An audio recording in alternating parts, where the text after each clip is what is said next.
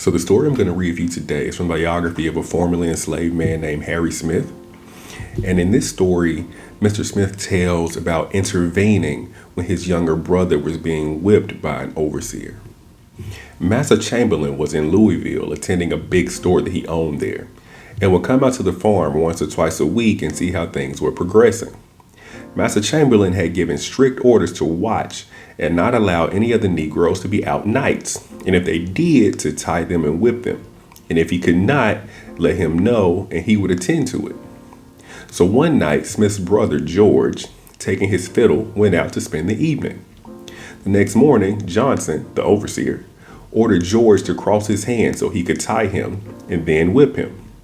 Smith informed his brother that if he submitted to that treatment, he would kill him. Johnson let it pass on, and in order to still get a chance to whip George, sent Harry Smith into the field some distance away to hauling rails, and then Johnson sent for a notorious slave owner who had a wide reputation for subduing darkies named Briscoe. George was tied in the barn, and the whipping commenced in earnest. Smith, hearing someone crying, "Oh Lord, oh Lord," mistrusting what was set up, set out for the house.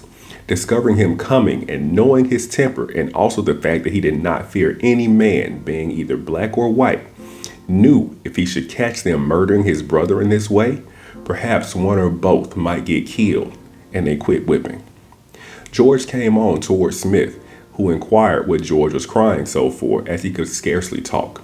Briscoe informed him that they had given him a whipping for disobeying orders. Smith, wild with anger, spoke in tones of thunder, using an oath every word. "Why do you not whip a man instead of a mere boy?" asked Smith. Briscoe informed him that he could whip him and would.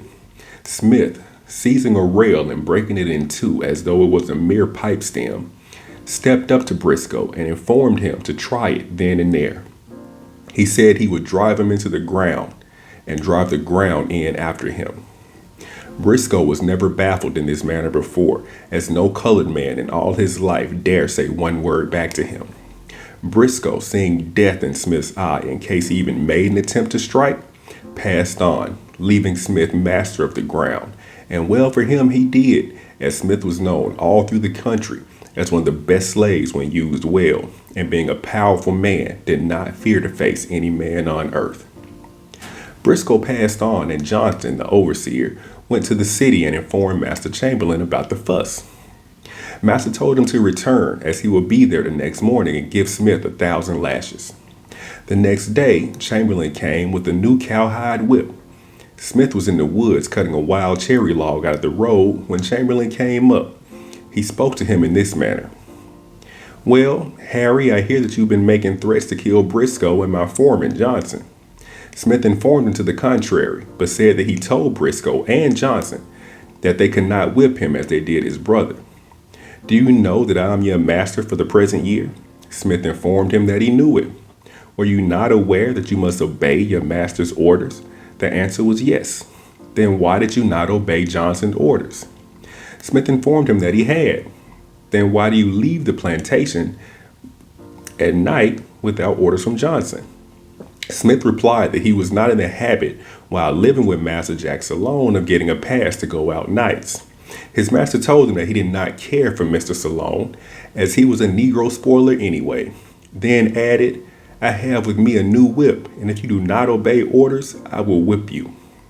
Smith stepped up to him with axe in hand and asked him to whip him then and there.